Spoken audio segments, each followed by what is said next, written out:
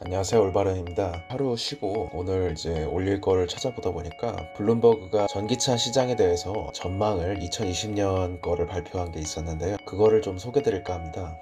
이렇게 페이지 뜨면은 제대로 찾으신 거 맞고요. 한번 좀 소개를 드리겠습니다. 어쨌든 이제 전기차 시장에 대해서 제일 첫 번째로 나오는 화면이 해당 화면일 겁니다. 2025년까지 EV는 Electric Vehicle이니까 전기차라고 해당하시면 되고, 패신저 Electric Vehicle도 마찬가지로 이제 전기차, 똑같이 이제 전기차로 통칭하겠습니다. 2025년까지 전기차는 전 세계 승용차 판매량의 10% 정도를 기록하고, 2030년에는 28%, 2040년에는 58%로 증가할 것으로 전망되고 있습니다. 선진 시장은 빠르게 성장하지만 이머징 국가는 이제 그만큼 따라오질 못하기 때문에 에버리지는 좀 엄청나게 성장하지는 않는다는 거고요. 전기기관과 내연차의 가격이 같아지는 프라이스 패러티는 2020년대 중반에 올 것으로 예상하지만 지역 간의 차이가 크다고 말합니다. 특히 유럽 시장에서 대형차의 세그멘트 같은 경우는 2022년쯤에 올 거로 예상이 되고 있고, 인도나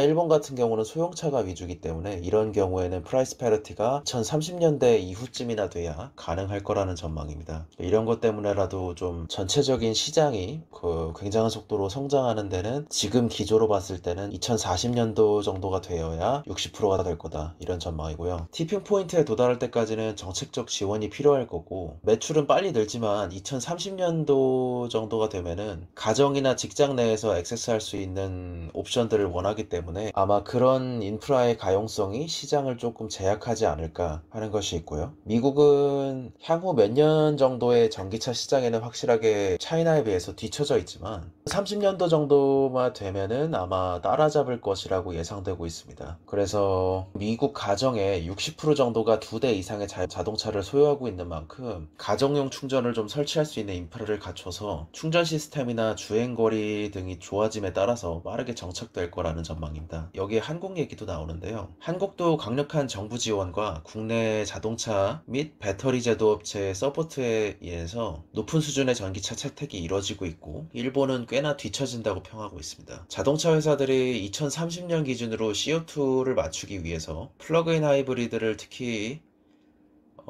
예측보다 유럽에서 생각보다 많이 팔릴 것이라는 전망입니다. 근데 승용차 판매 자체는 2030년도쯤에 피크를 찍고 아마 연간 1억 대 수준을 넘지는 않을 거라는 전망입니다. 인도로 대표되는 이머징 마켓이 상승은 하겠지만, 그럼에도 불구하고 그들이 인구 통계학적으로 선진국에서의 자동차 구매량 상쇄를 능가할 수 있는 수준은 아니라는 전망입니다. 내연기관 차는 2017년도쯤에 피크를 찍고 계속해서 영구적인 감소를 할 것으로 예상이 되고 있고요. 유럽과 중국의 일부 지역들은 2040년도 기준이 되면은 이제 50%를 훨씬 넘기는 수준으로 올라가겠지만, 유럽의 일부라 그러면 노르웨이 같은 게 대표적이겠죠. 근데 2040년이 되더라도 여전히 많은 수의 차들이 내연기관에 의해서 주행되는 킬로미터가 더 많을 것으로 전망하고 있습니다. 13개국 31개 지역의 내연기관 차량들이 단계적인 판매 중단을 발표했는데요. 이들은 대부분 좀 그냥 바라는 목표를 삼은 것에 가깝지만 어떻게 이루겠다는 그런 것은 없지만,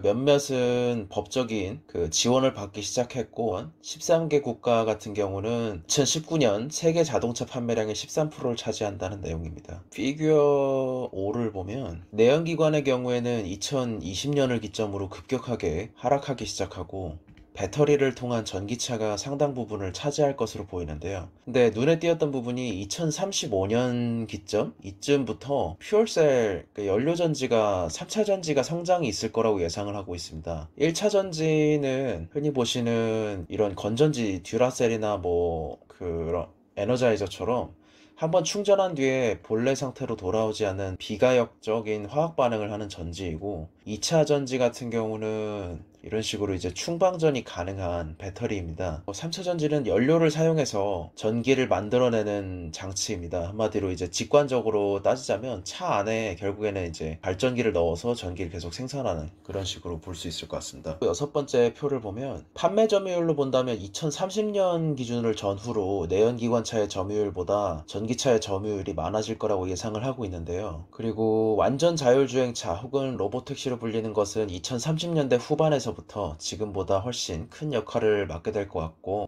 이런 이제 블룸버그 같은 경우는 2030년대 후반쯤이나 돼야 실제로 완전 자율주행차가 이루어질 것 같다, 이런 전망을 하고 있습니다. 이를 가능케 하기 위해서는 센서 공급망을 구축하는 과정이 필요할 것이라는, 그런 과정을 거쳐야 할 것이라는 거고, 근데 만약에 테슬라 일론 머스크가 얘기한 대로 2020년 후반부터 로보택시를 사용하게 된다 그러면 아마 차트가 좀 많이 수정되지 않을까 싶습니다. 신차 판매량 중에서는 전기차가 차지하는 쉐어가 빠르게 증가하고 있습니다. 2040년을 기준으로는 58%니까 10대 중에 6대가 전기차로 팔릴 것이라고 전망을 하고 있네요. 중국이나 유럽, 북미 등의 선진시장 판매율은 아무래도 훨씬 높고 이머징 국가의 채택률이 낮을 것이라고 전망을 하고 있기 때문에 이런 전망이 나오고 있는데, 중국은 에너지 독립을 위해서도 그렇고, 에너지 수입을 좀 줄여서 에너지 독립을 위해서도 그렇고, 도시 공기의 질 향상을 위해서도 그렇고, 중국 내 전기자동차 밸류체인 육성을 위해서도 그렇고, 해외 투자, 그러니까 인베스트먼트의 그런 걸 이끌어내기 위해서도 제조 투자 유치를 목표로 하고 있어서도 2025년 목표로 세계 전기차 판매의 54%를 차지할 것으로 예상이 되고 있습니다. 이런 점에서 테슬라가 상당히 중국 시장이나 세계의 모든 그 전기차 시장에서 중국을 빼놓고 논한다는 건 불가능합니다. 이런 점에서 중국 내 전기차 판매량, 최근에 이제 테슬라 주가가 많이 올랐던 포인트 중에 하나가